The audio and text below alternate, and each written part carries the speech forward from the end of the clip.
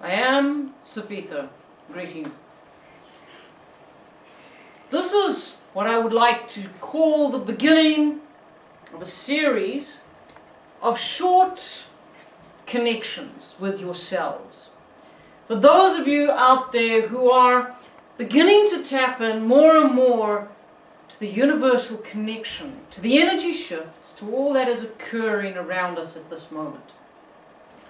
There are many questions that have been raised, many feelings that have been felt. A lot of you are beginning to connect to yourself in a way that you have not connected before. And yet still you ponder, yet still you turn around and you say, this cannot be true. Because if it was true, then why isn't everyone feeling this? Why isn't everyone experiencing this? Why? Because everyone is not you, and yet you are within yourself connected to everyone. Life is not going to treat you any different because you are awake or you are not awake, because you are ascending or descending, because you see life is inanimate. Life is something that is or is not. It is a coin flip. You dictate to what you experience in this life. You dictate as to what it is for yourself that you are beginning to bring forward. If you choose a life where you are beginning to experience everything that could possibly go wrong, then you have to blame for that.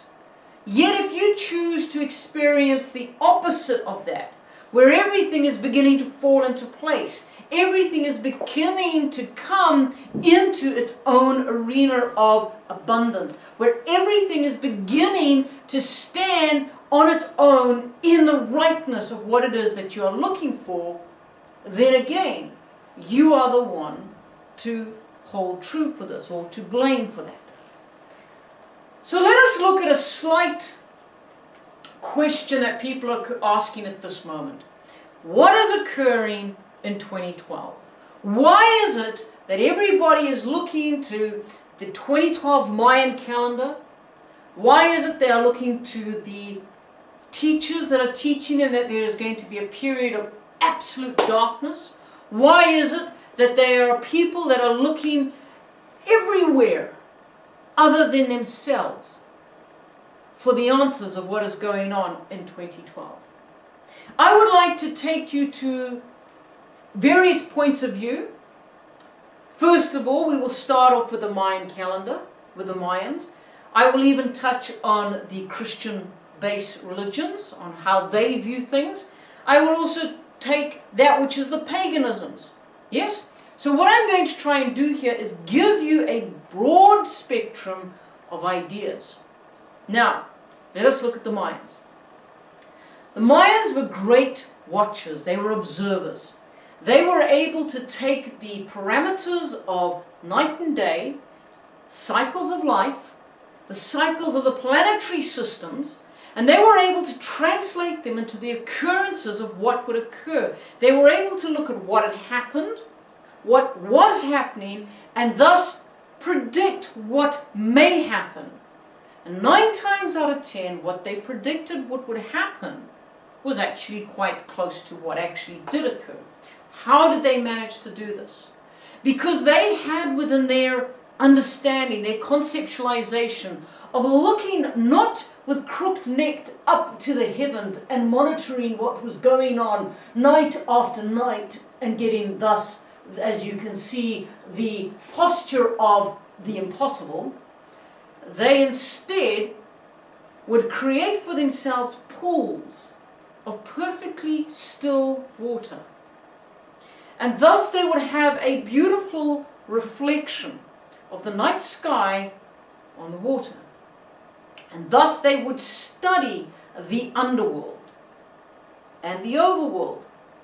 Now the underworld is not what you would consider to be the place of the dead. or the evil place where you go when you are bad. The underworld was a term that they used to describe what was occurring at different rounds of time. Overall, they observed and they watched how things moved around the cosmos, the planets and how they moved. They were able to project back with their understandings that they had and the assistances they had from, should we call it outer space or cosmic brothers. They were able to plot and plan planetary movement. And they were able to look at the seasons of what occurred. And they thus created the long years and the short year calendars. They thus created the understanding of what was going to occur at different times of the movement of energy. Let us take in again a sidestep here, and we look at what occurs within the planetary system of Earth every 26,000 years. We see flooding, we see drought, we see intense heat, and we see intense cold. We see people becoming more actively aware and generating an energetic connection to all that is around them because they have this unquenchable desire to seek what is unattainable, this God that they are looking for, that is out there yet within. They are seeking the higher calling. And so it is that you find throughout history, you will find things in your own backyard of geography. You will look at all these different things and you will see how this occurs. Now you take that and you line it up with that which is the Mayan calendar. Now it may not give you on this year at this date, this is what happened, but you will see similarities. You will see how things begin to move in this particular framework. Now let us leave the Mayan way of thinking and let us move forward a couple of 100,000 years and we take the Middle East area.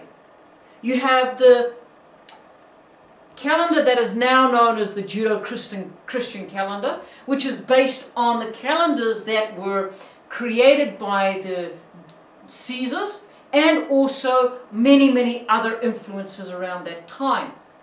What is perhaps the most accurate calendar is the one of the Perusians, or the I'm incorrect there, not Peru, but from Persia. It is the Persians that have the most accurate, or the Iraqs of today. You look at that particular calendar and you see how they have lined up time and time again with the solar and also the lunar. And they have got a balance. They no longer have to take a day here and a day here. It is all in an accurate way of doing it. And because of this, they are able to track back over many generations exactly what they are needing. They are able to track back and see exactly what has occurred and when the next things are going to occur. They can take that and they can line it up. The only problem is when you now begin to take a modernized calendar and try and lay it on something that comes from a different culture and a different time in your linearity, it does not go. It does not lay flat on that. Let us go forward a little bit more and you will begin to see how the calendar of today, the Christian calendar as it is known today, has a different feel on it. There are so many variances within this calendar that as your earth shifts, as your earth grows, they have to adjust it. Every 4 years they add a year. Every 4 years they add something else to the timing. Everything about the Christian calendar is unbalanced. And I am not just saying it because it is Christian. Let us call it the modern day calendar, the calendar that is more based on lunar than it is solar. But understand that because they have chopped and changed the dates and they have based a lot of what they have taken onto that which is the calendar that was created for the Caesars, you will understand that they no longer follow the cycle of the moon and the cycle of the sun. They are trying to blend both of them together. This is not ever going to work correctly. Why? Because they do not follow the total movement of the planetary. They do not follow the total movement of what is occurring as a whole. They have cut it into bits. Go back to the Mayan calendar. The Mayans moved with everything. They utilized everything that they had within their vicinity and their understanding. So they create this calendar. And then they get to a certain period of time which they, in their understanding, call 2012. Now,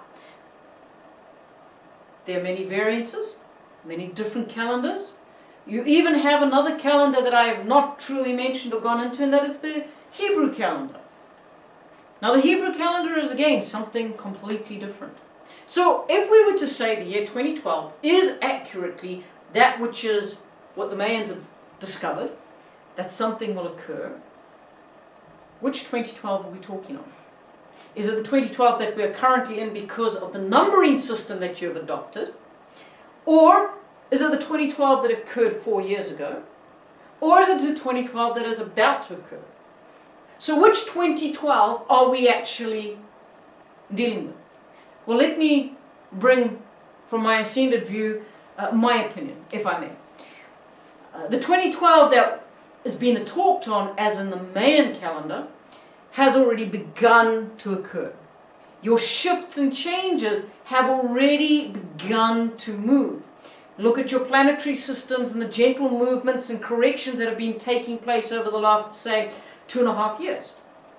Things are beginning to move more and more into play. If you look at everything that has occurred, you've had some of the most amazing planetary shifts of energy in the last 2 years. Your solars have your solar flares have been far more intense over the last 18 months. You have had, on many different levels, a lot of energy that has opened up and come into this country, not just this country, New Zealand, but this country that I'm going to call global Earth, because it is, in my perspective, a country. It is a part of the cosmic. It affects much of its neighbors. And this is what you forget. You consider yourselves to be uniquely alone. And yet what is occurring in 2012 is not unique to Earth. It is a country within a huge global or universal effect. What occurs here in your little world, your terra firma, is going to affect everywhere else. So of course, you may say to me, Cifehtr, you are negating yourself. You are saying, firstly, that 2012 has already occurred, and now you're going and you're saying that whatever happens here is affecting everywhere else. And I'm understanding your confusion. But let us bring a little clarity. With 2012, you are not going to all fall off the edge. There is not going to be huge days, weeks, months of darkness. When the Mayans, or Mayans, however you wish to call them, would call a time period a dark period or a time of darkness, it is not that the sun physically switches off. That is impossible. If that happens, there is a huge explosion in your particular vicinity, a black hole appears and you will be sucked out, gone. So, if this is what you are anticipating, you are welcome to it. It is not part of my creation, neither is part of the creation of many hundreds of thousands of the humans and awakened people that I am connected to. So if that is yours, you may go with it, but please play in another part of this universe. None of us here want that. Secondly, there is that which is, there is much movement within the nature of Earth. There is much that is moving in the nature of the cosmos. There is planetary systems. There is things that are beginning to move in the magnetics. You have the sun, which is affecting your solar flares, and you are getting warmer. You are getting colder at the same time. How many of you had intense heat during the day, but intense heat loss at night?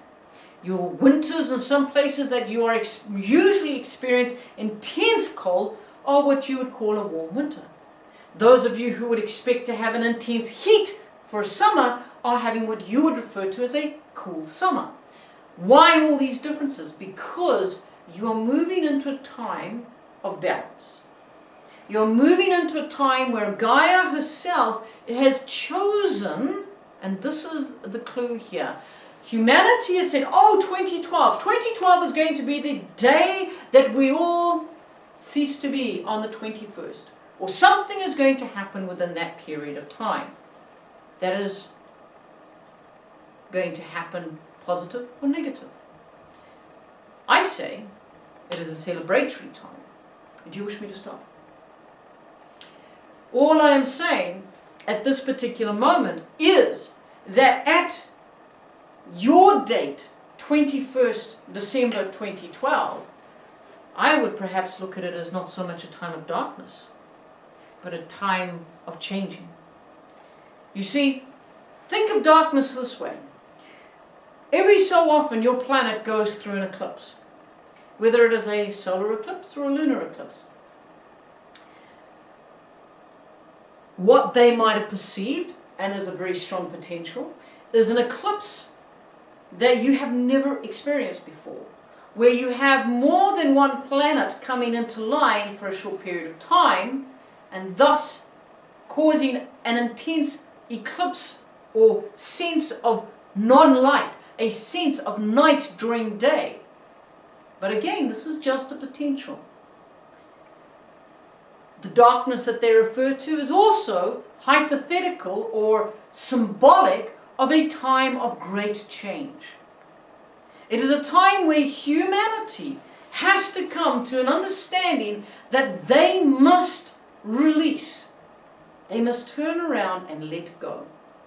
It is a time where they can choose whether or not to stand within themselves as unique individuals, going forward in a unique way, becoming connected in the energy of heart, connected in the energy of going forward with that which is the correctiveness of Gaia's energy. Or they can choose to stay in their old ways of debt, destruction, of wanting everything to be their way, of following gurus, of being the chaser of dreams and not being the dream maker. How many of you are tired of that type of life?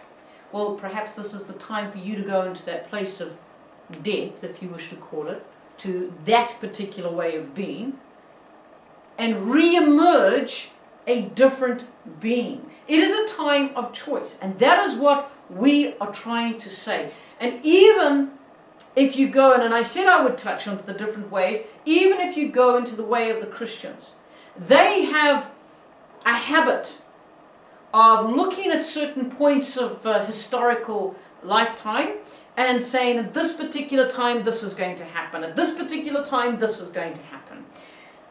Even they in 2012 are saying it is a time of celebration, it is a time of change, of inner change for themselves.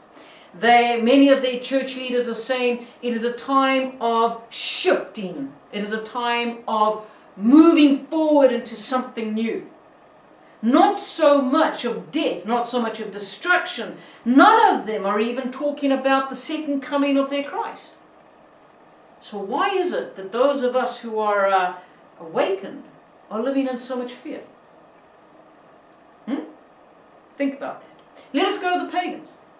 The pagans who follow the movement of the sun and the moon, how they follow the nature, they follow the elementals and the leading the directions of all that is around us.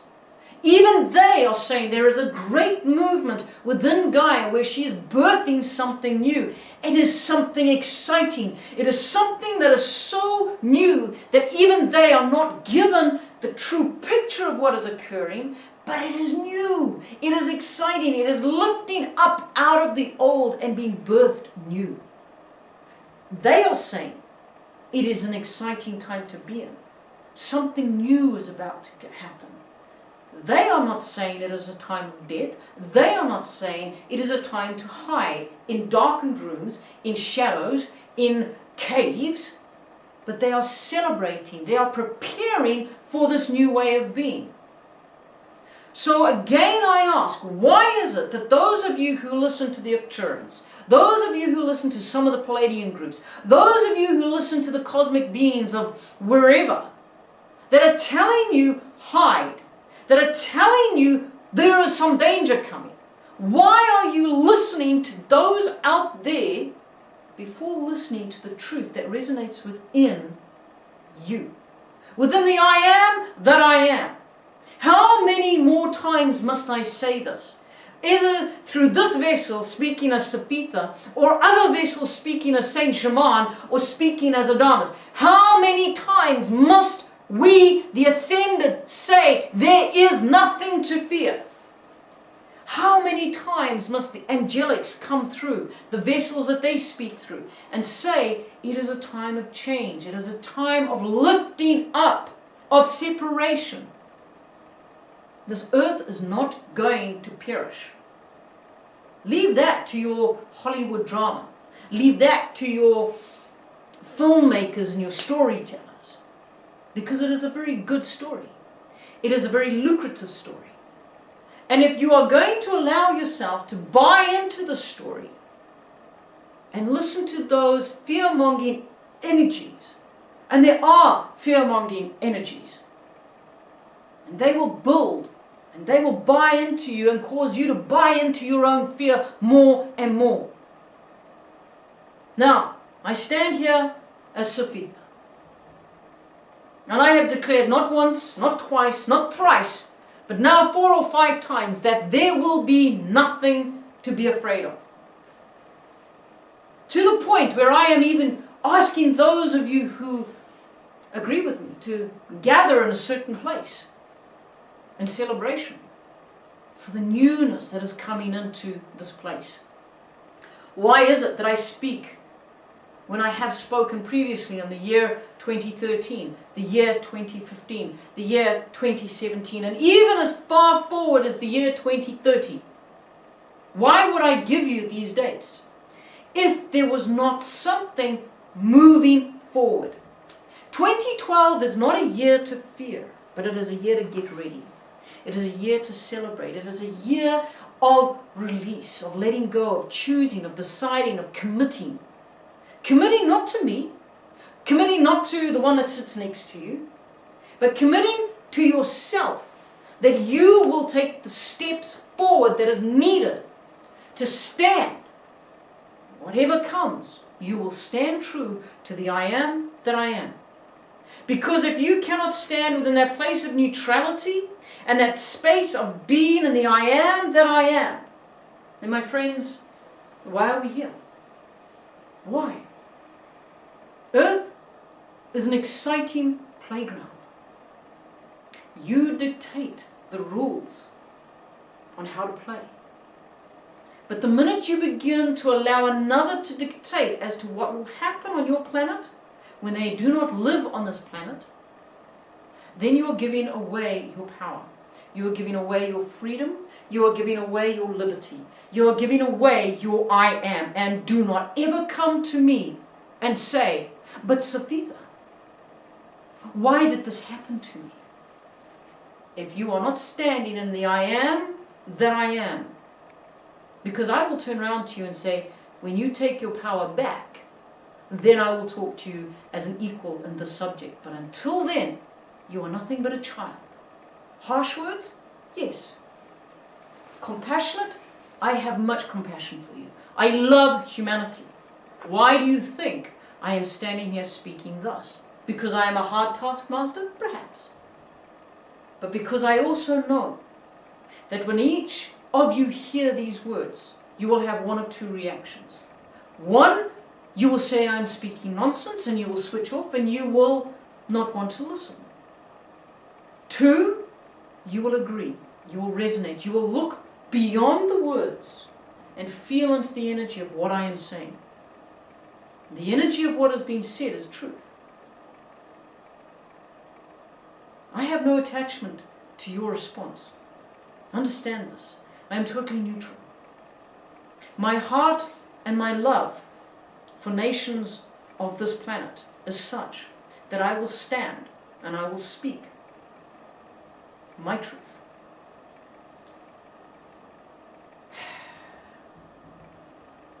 Humanity is on the verge of greatness. You've heard these words many, many times over the last decade or two. And yet it is never so much more true than right now. What is it in this moment that you, my dear friends, are creating? What is it in this moment that you are allowing to be created in your world? How many are you giving away your power?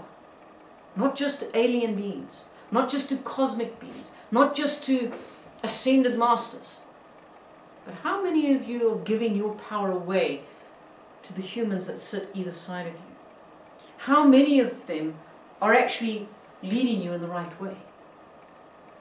How many of you humans listening to this now are letting yourself be sucked deeper and deeper into a place of being that you really don't want to be, whether it is humanly made, by the choices that are made by those above or beside you that you are buying into and not standing up and standing in your truth, or because you just sit there and go, well, whatever will be, will be. Que sera, sera. It's the divine plan. Well, the divine plan says, stand in your truth and allow the truth to be spoken. Otherwise, you're just playing a game. And when you lose at the end, or feel that you've lost, you have no one truly to blame but yourself. But when you stand at the end and you hold yourself up and you say, a good game has been had, let us celebrate, then who's the winner? And who's the one to blame for that result? Is it not the same person? So I'm Cifehtr, and I would welcome your comments back on this. I am unattached, but interested. Au revoir.